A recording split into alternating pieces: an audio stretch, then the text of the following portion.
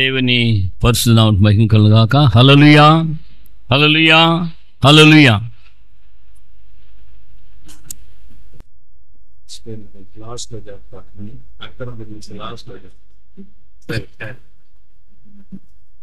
ఈ సమయమందు మీకు గొప్ప అవకాశం ఇచ్చిన దేవాతి దేవునికి మొట్టమొదట కృతజ్ఞతాస్తులు చెల్లిస్తున్నాను.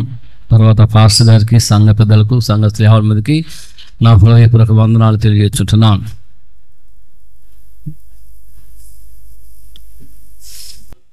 ప్రార్థన చేసుకుందాం. మహాగణుడా, మహోన్నతుడా, పరిశుద్ధుడా, నిత్య నివాసిగా మా పరలోక తండ్రి, నీ పాదములకు వేలాది కోటాను కోట్లు స్తుతులు స్తోత్రాలు సమర్పించి నేను స్తుతించి నేను గణపరిచి మహిమపరుస్తున్న రాజా, నీ మహాకృప చేత ప్రేమ చేత ఈ దినము తండ్రి అయ్యా ఈ సంఘములో నన్ను నిలబెట్టుకున్న రీతి స్తోత్రాలు.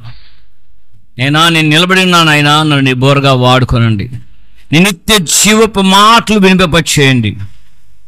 నేను మాట్లాడితే ప్రయోజనం లేదు నాయన, ఎవరికి ప్రయోజనం ఉండదు. ప్రభువా నువ్వే మాట్లాడండి, నీవే మాట్లాడమని ప్రార్థన చేస్తున్నాం. నీ నిత్య జీవపు మాటలు వినిపింపచేయండి. నీకే స్తుతి ఘనత మహిమ ప్రభువులు యావత్తు ఆరాధిస్తూ యేసుక్రీస్తు పరిశుద్ధ నామమున ప్రార్థన వేడుకొచ్చున్నాము తండ్రి, ఆమేన్. క్రీస్తునందు ప్రేమైన దేవుని బిడ్డలారా, పరిశుద్ధ గ్రంథములో నుండి ఇర్మీయా గ్రంథము 29వ అధ్యాయము 8వ వచనం నుండి 14 వచనాలు ఉన్నాయి.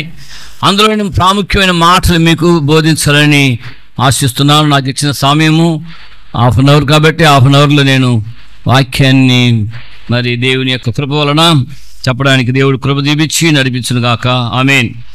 ఇశ్రాయేలు దేవుడు సైన్యములకు యెహోవా ఇలాగ సెలవిస్తున్నాడు, మీ మధ్యన ఉన్న ప్రవక్తల చేతనైనను మీరు మోసపోకుడి, మీరు కలలు కనువారి మాటలు వినకుడి. వారు నా నామమును బట్టి అబద్ధ ప్రవచనం మీతో చెప్పుదురు, నేను వారిని పంపలేదు, ఇదే యెహోవా వాక్కు. నేను ఒక్కొక్క వాక్యాన్ని గురించి మరి నేను వివరిస్తూ ఉంటాను, మీరు శ్రద్ధగా ఆలకించండి. ఎందుకంటే ఇక్కడ బబులోను దేశంలో ఇశ్రాయేలు బానిసలో ఉన్న సమయంలో మా పరిస్థితి మెరుగుపడుతుందా, మేము బాగుపడతామా, మా బ్రతుకు బాగుంటుందా, మా జీవితాలు ఇంతేనా అని ఇశ్రాయేలు అనుకునే సమయంలో దేవాతి దేవుడు ఇస్తున్నటువంటి వాగ్దానాలు ఇక్కడ మనం చూస్తుంటున్నాం. ఎందుకంటే మనకున్న కష్టాలు, మనకున్న బాధలు, మనకున్న వ్యాధులు, మనకున్న సమస్యలు, మనకున్న అప్పుల సమస్యలు, ప్రతి సమస్య నుండి ప్రతి విధమైన కీడు నుండి తప్పించి రక్షించడానికి మన దేవాతి దేవుడు ఆయనకు మన సమీపంగా ఉన్నాడు. ఇశ్రాయేలుకు సమీపంగా ఉన్న దేవుడు ఆనాడు వాళ్ళు బానిసత్తులు ఉన్నప్పుడు వాళ్ళ మాటలివి, మేము బాగుపడతామా, మా బ్రతికింతేనా అని వాళ్ళు వేదన పడుతున్న సమయంలో, ఆ బానిసల సమయంలో వాళ్ళని పాటలు పాడమని పిలిస్తే అక్కడ వాళ్ళు ఏమంటారు, పాటలు పాడమంటున్నారు. చూడండి 137 కీర్తన 1వ అధ్యాయం అంటే మీరు పాట పాడండి అంటే వాళ్ళు ఎలా పాడగలరండి? కష్టంలో బాధలో వాళ్ళు పాడబడి ఎలా పాడగలరు? ఏం పాటలో పాడలేదు, పాడడానికి అవకాశము లేదు. మరల దేవుని మందిరాన్ని తలుచుకుంటే వాళ్ళకు ఏడుపు వస్తూ ఉంది. ఆ సందర్భంలో ఈ మాటలు పలుకుతారు చూడండి, వాటి మధ్యనున్న నిరవ చెట్లను మన చిత్తాలు తగిలిస్తే అచ్చతమలను చెరగొన్నవారు ఒక కీర్తన పాడుడి అన్నారు. ఏమనంట? కీర్తన పడమని అన్నారంట. అందుకు వాళ్ళు అంటారు చదువుమ్మా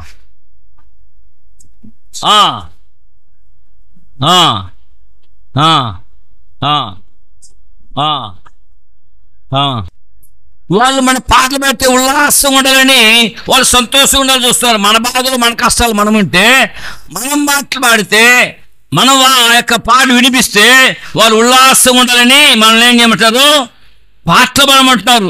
అందుకు ఇష్టం అన్య దేశంలో యెహోవా కీర్తన మనం ఎట్లు పాడగలము, ఎలా చేయగలమని వారు ఆ మాటలు అంటున్నారండి. వారు ఎన్ని కష్టాల మధ్యలో, బాధ మధ్యలో ఉన్నారు.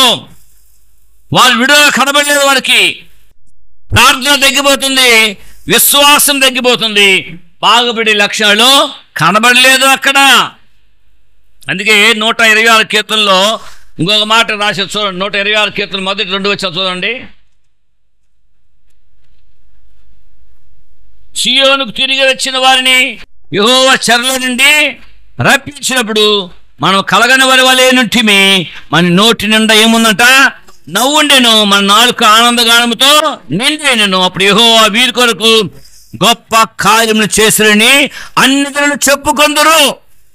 ఎవరంటే అన్ని జనులు చెప్పుకుంటారంట. దేవునికి ఎలాగుంటాయంటే ఇది కళ నిజమా, ఇది మనం చూడగలమా అన్నట్టుగా ఉండదు అనమాట. ఎందుకంటే దేవుడు మన నోటి నిండా ఏమిస్తాడంట, నవ్వు ఉంటుందంట. కార్యం ఏమితే నవ్వే నవ్వు, మనకి నవ్వులే, సంతోషమే, ఆనందమే.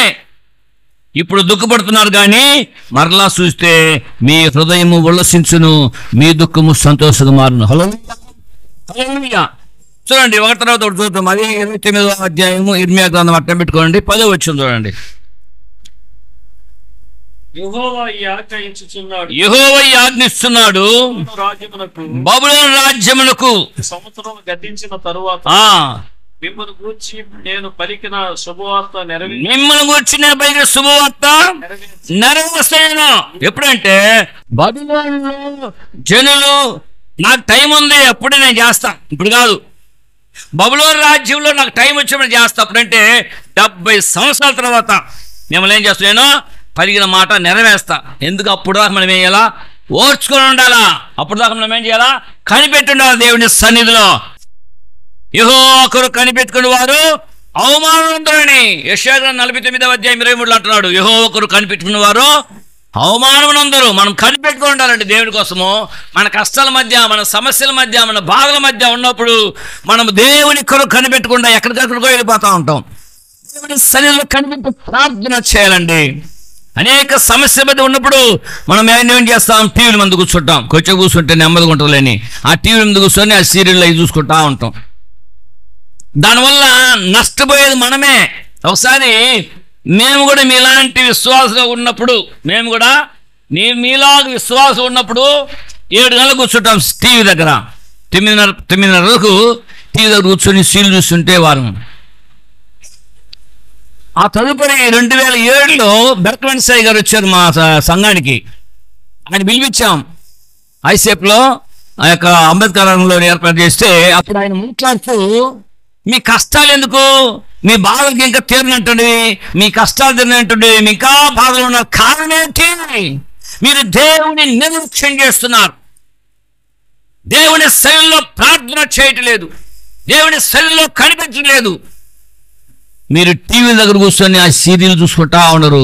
ఆ సీరియల్ జరుగుతుంది, ఏం జరుగుతుందా, ఆ తర్వాత ఏం జరుగుతుందా, ఆ తర్వాత ఏం జరుగుతుందని దాని మీదే మన ధ్యాస ఉంటుంది. కానీ దేవుని వాక్యం ఉంది కానీ, ప్రార్థన ఉంది కానీ మనకు ధ్యాస లేదంట. మనం లోకంలో నిమగ్నం అయిపోయాం, అందులో కూర్చొని పోయామంటే దానిలో నుంచి బయటకు రాలేకపోతున్నాం. ఒక ఆమె మేము బండిలో పోతామంటే చెప్తా ఉంది ఒక ఆమెతో, అదేమైందో తెలియలే, యాక్సిడెంట్ అయిపోయింది, ఏం జరిగిందో తెలియలే, అవన్నీ భయపడి చెబుతుంది. పోతే కానీ తెలియదు మనకంటే. ఎవరమ్మా ఏం చదువుతుంటే, సీరియల్ అన్నా. ఏదంట? సీరియల్ అంట. నేనేమో ఒక యాక్సిడెంట్ అయిపోయింది, ఏమో అయిపోయింది ప్రార్థన చేద్దాం అనుకుంటే సీరియల్ చెప్తుంది. అంత సీరియస్ చెప్తా ఉంది. సీరియస్, దాంట్లో ఉన్నంత సీరియస్ దేవుని వాక్యంలో ప్రార్థనలో ఉంటే మనం బాగుపడతామండి. అప్పుడు ఆ దినం ఎదుర్కొని ఈ దినం వరకు మా ఇంట్లో ఆ యొక్క సీరియల్ చూసేది లేదు. మేమందరం చూస్తాం కుటుంబంతో కూడా.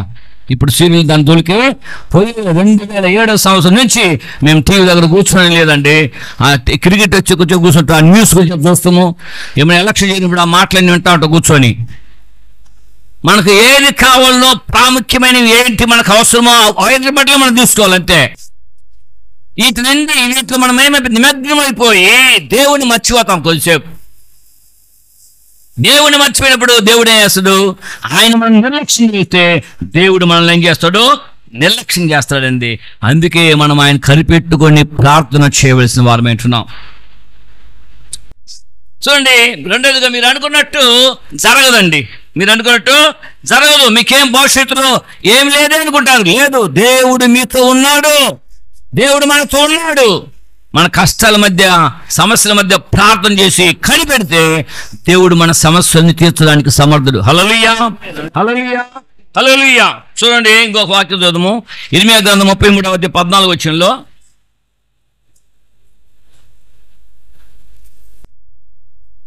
యెహోవా వాక్కు ఇదే. చదువుకోండి. ఇశ్రాయేలు వంశస్థుని గూర్చి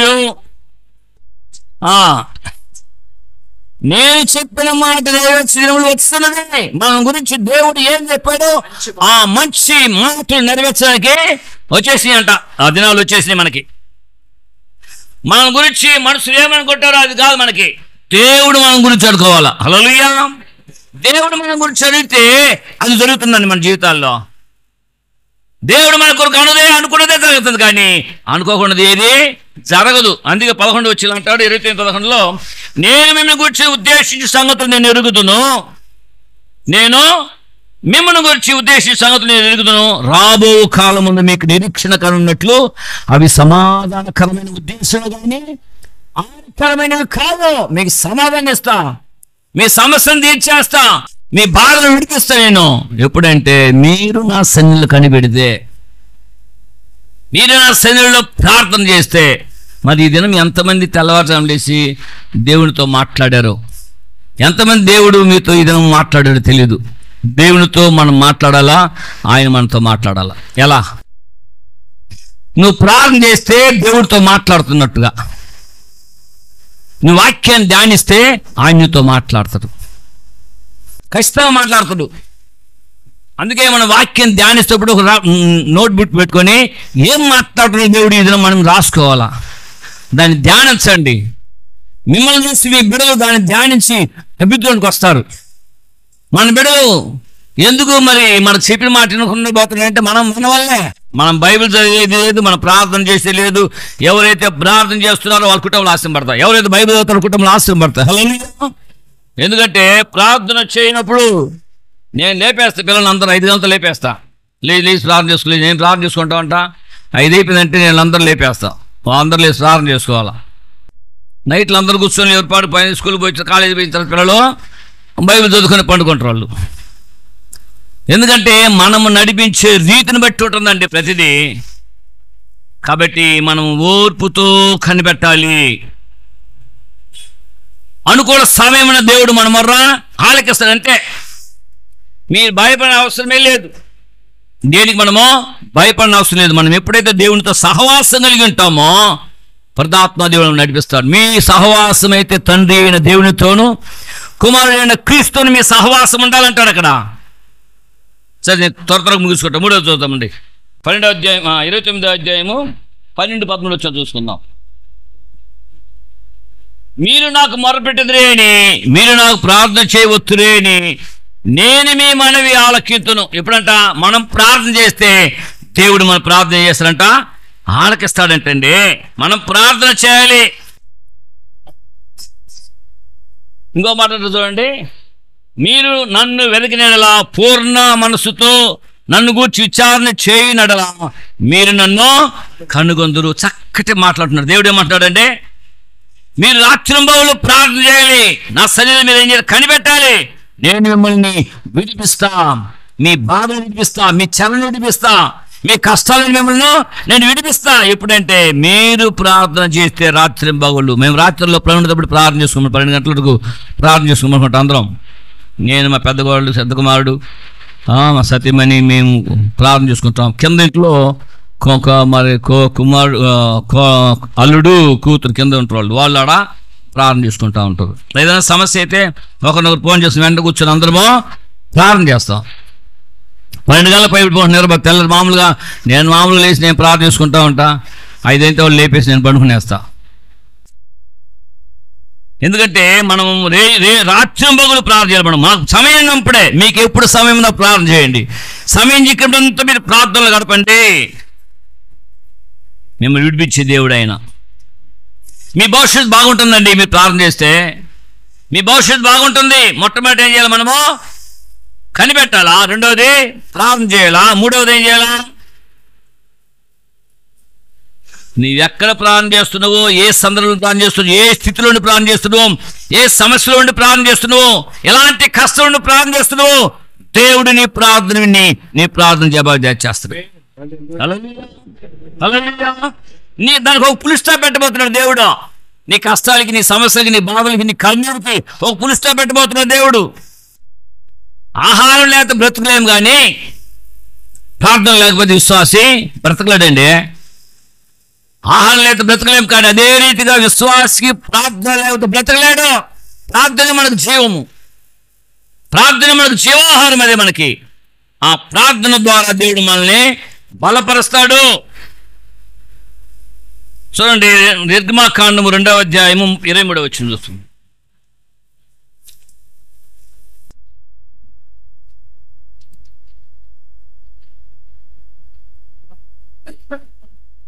నిర్గమాకాండం 2వ అధ్యాయం 23వ వచనం. అలాగున అనేక దినములు జరిగిన మీదట ఐగుప్తు రాజు చనిపోయాను. కిందకు వచ్చేది. తమ వెట్టి పనులను బట్టి వారు పెట్టిన మొర్ర దేవుని యొద్దకు చేరును.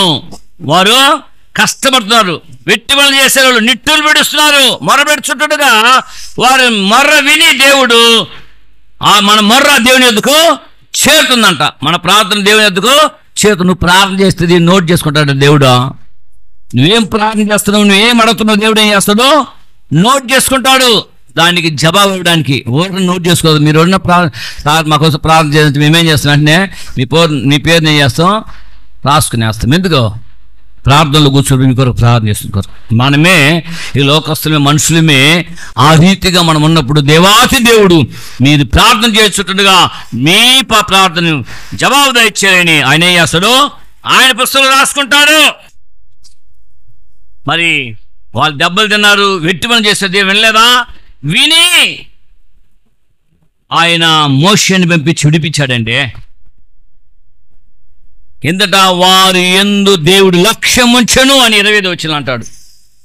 ఏమంటాడు? వారి యందు దేవుడు ఇశ్రాయేలును చూచెను, దేవుడు వారి యందు లక్ష్యం ఉంచెను. దేవుడు నిన్ను చూస్తున్నాడు, నిన్ను గమనిస్తున్నాడు, నువ్వు చే ప్రార్థన ఆలకిస్తున్నాడు. నీ మీద లక్ష్యం ఉంచి నీకు చేయాల్సింది తీసేస్తాడండి. మీ కష్టంలో దేవాన్ని నువ్వు కేక వేస్తే దేవుడు నోట్ చేసుకుంటాడు, అంతే. వాళ్ళు భయపడి యెహోవాకు మొర్రపెట్టరు. యెహోవాకు మొర్రపెట్టిన కారణం చేత అక్కడ మోషే కర్ర ఎత్తిన వెంటనే, నీళ్ళు పెట్టిన వెంటనే, నీళ్ళు సాపిన వెంటనే ఎర్ర సముద్రం 2గా పాయలేదు. ఎందుకు? ముందు ఎర్ర సముద్రము, వెనకాల శత్రు సమూహం పొర తొలముకుంటూ వస్తుంది. ఎందుకు ఇశ్రాయేలును మనం వదిలిపెట్టాము? వాళ్ళు ఇంకా మనకు బానిసలే ఉండాలి.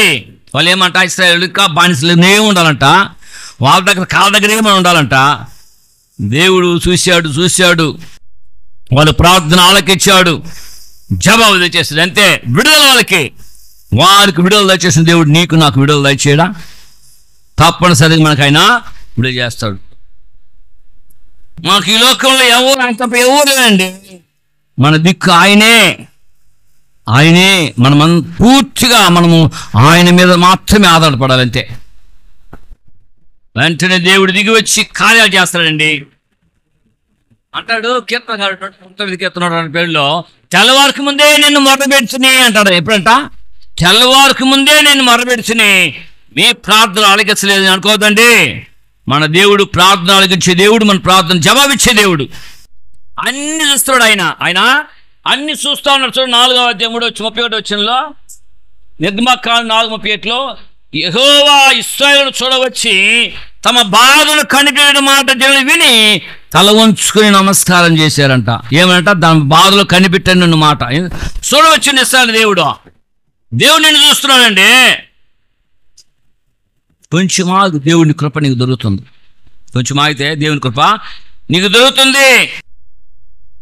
కాబట్టి కఠినముగా సేవ చేస్తున్నారు, కఠినమైన పని చేసుకున్నారు. ఇంకా మన దగ్గర ఏమంటారు, వాళ్ళు మాతో ఉండాలి మీరు అంటారు. తర్వాత ఇశ్రాయేలు గురించి ఒక మాట మనం తెలుసుకుందాం ముఖ్యంగా. ఎందుకంటే వాళ్ళు పరిస్థితి బాగలేదండి. ఇశ్రాయేల్ పరిస్థితి. ఇశ్రాయేలు ఎవరంటే యాకోబు అంటున్నాడు 31వ అధ్యాయం, ఆదికాండం 31వ అధ్యాయం 24వ వచనం అంటాడు. ఎందుకు ఆ పరిస్థితి వచ్చింది అతనికి? చూడండి 31:24.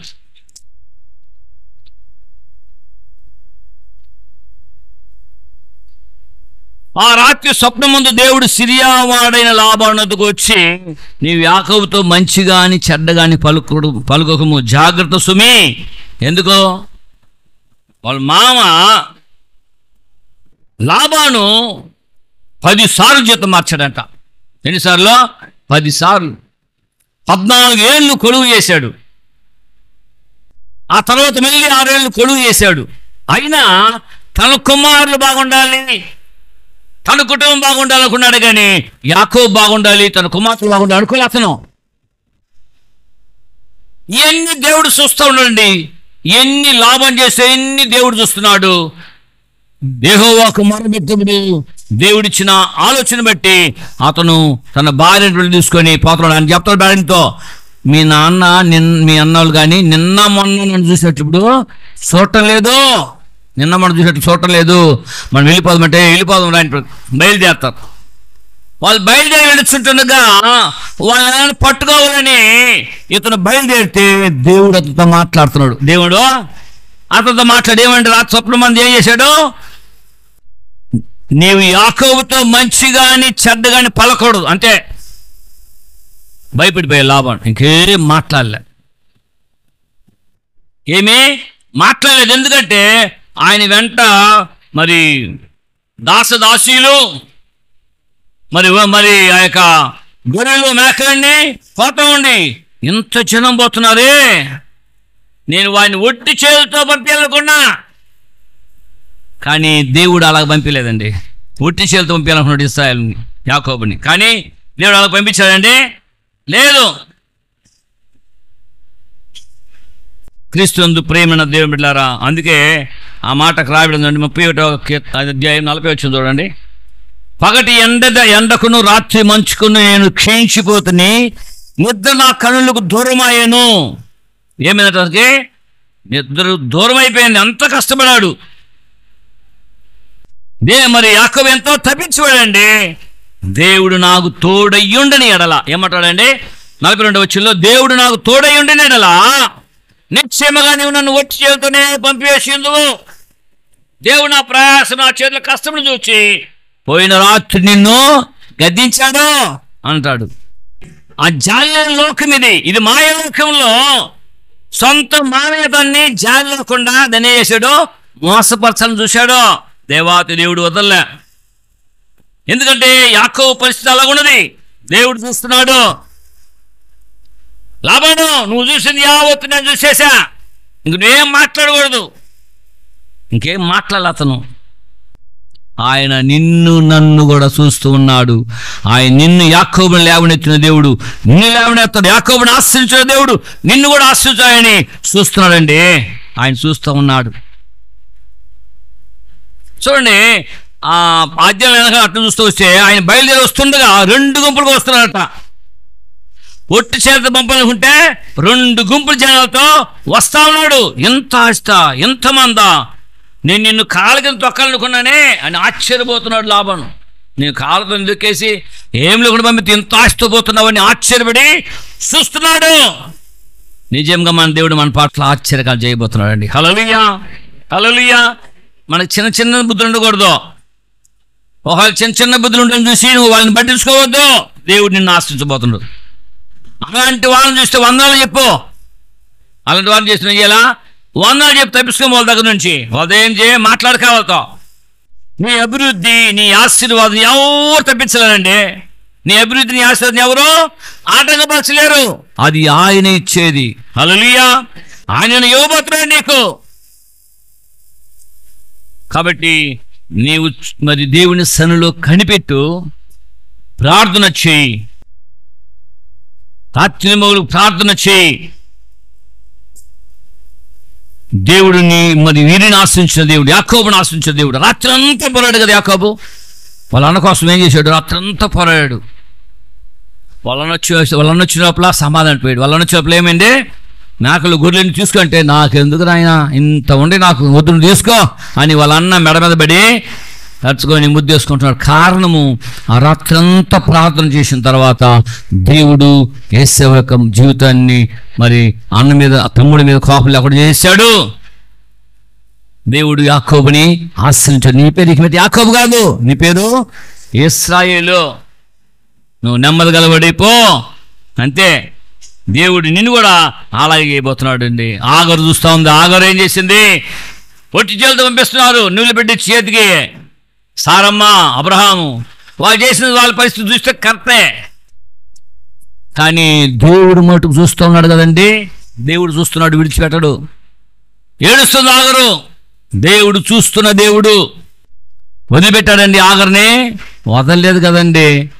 ఆగర్ని వదలకుండా నీ జనంలో నుండి ఇతని జనం నుండి 12 రాజులు వస్తారు. రాజ్యానికి 12 మంది రాజులు వస్తారని వాగ్దానం చేస్తున్నాడు ఆమెకి. అప్పుడు ఆమె ఆగరు పరిస్థితి దేవుడు మార్చేశాడండి.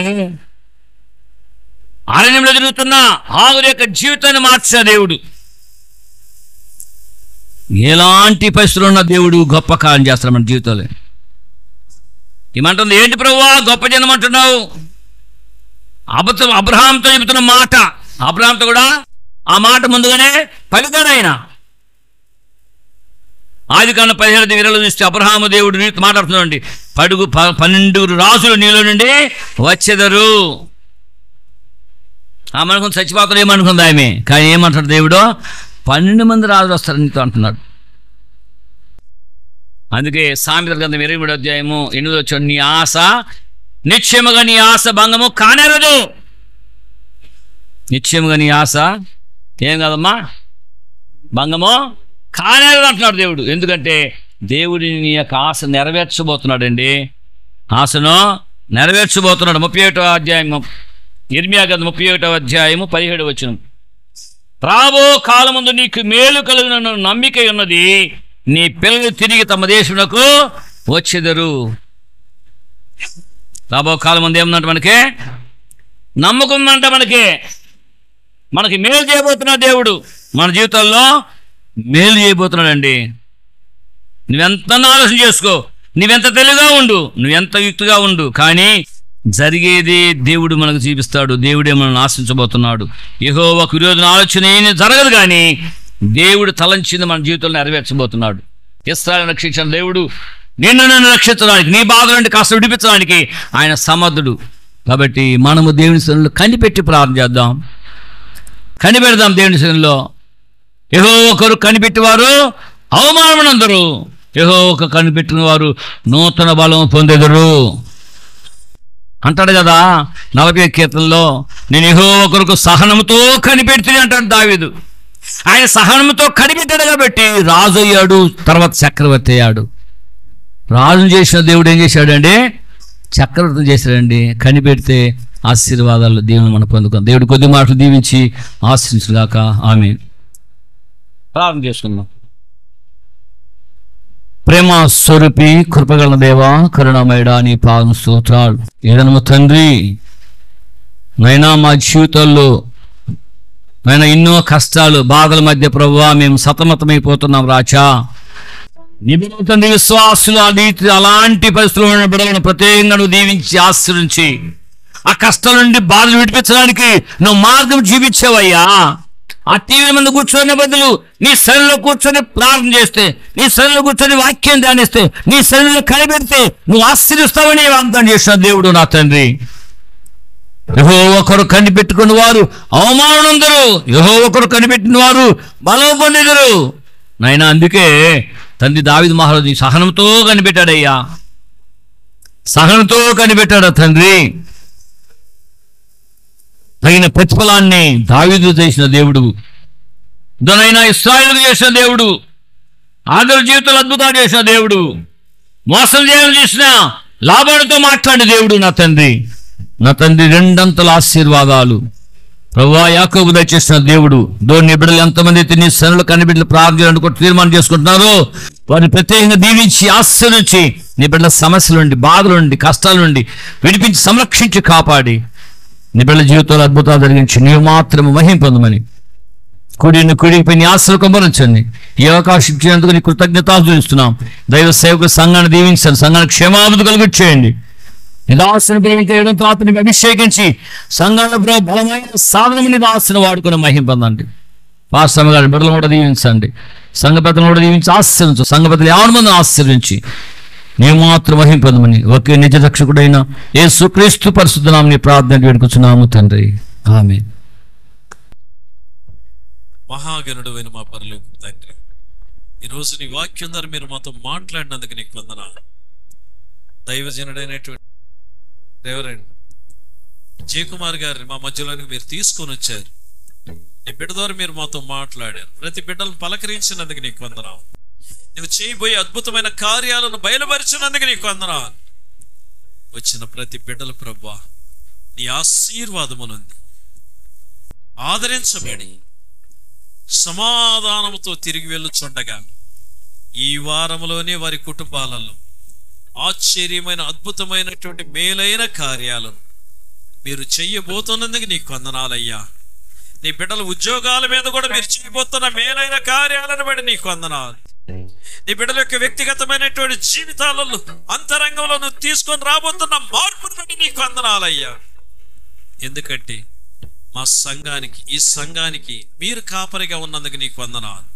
ఈ సంఘానికి నీవు పెద్దగా ఉన్నందుకు నీకు వందనాలు. ఈ సంఘాన్ని నీ స్వరక్తం ఇచ్చి కొన్నావు గనక మాతో ఉన్నందుకు నీకు స్తోత్రం. మేమును నీకు నమ్మకంగా బ్రతకడానికి సహాయం చేయండి. యేసయ్య నామములో అడిగి వేడుకొంచున్నాం తండ్రి. పరలోకమందున్న మా తండ్రి, నీ నామం పరిశుద్ధపరచబడును, నీ రాజ్యం వచ్చునుగా, నీ చిత్తం పరలోకమందు ఎలాగ నెరవేరుచున్నదో భూమి మీద అలాగే నెరవేరునుగా. మా నిదినాహారం నేడు మీరు మాకు దయచి మా రుణస్తులు మేము క్షమించే ప్రకారం మా రుణం క్షమించు. మా శోధనలేక దుష్టులు తప్పించు. ఎందుకంటే రాజ్యమును, బలమును, మహిమ నిరంతరం నీవై ఉన్నావు తండ్రి. ఆశీర్వాదముల్ మా మీద వర్షింపజేయు మీషా, ఆశతో నమ్మి ఉన్నాము నీ సత్యవదతము. ఈ మాహి మీద కుమారించుము దేవా, ప్రమాద ప్రేమ వర్షము కుమారించుము దేవా. ఆమేన్. ఆశీర్వాదం. మీరు బహుగా ఫలించడం వలన నా తండ్రి మహిమపరచబడునన్న యేసు క్రీస్తు కృప, ఇక నేను మీతో చెప్పిన మంచి మాటను నెరవేర్చు కాలం వచ్చి ఉన్నదై, భయపడకము, నేను నీకు తోడై ఉన్నాను, నీకు నిశ్చయముగా నేను నీకు మేలు చేసేదనన్నా తండ్రి అయిన దేవుని ప్రేమ, నిన్ను సర్వసత్యములోని నడిపించగలిగే పరిశుద్ధాత్మన్యోని నిత్య సావాసం కూడి వచ్చిన మీ అందరికీ నీ సదాకాలం తోడేడి నడిపించును గాక. నా ప్రాణమా నా తమ్ముడు సమస్తమైన పరిశుద్ధ నా ప్రాణమా యెహోవాను సన్నిధించు, ఆయన చేసిన అందరికి వందనాలు. Praise Lord, praise Lord. అలాగనే మీ ప్రక్కన ఉన్న వాళ్ళకి వందనాలు చెప్పండి. చెయ్యించుకొని సంతోషంగా బయలుదేరండి.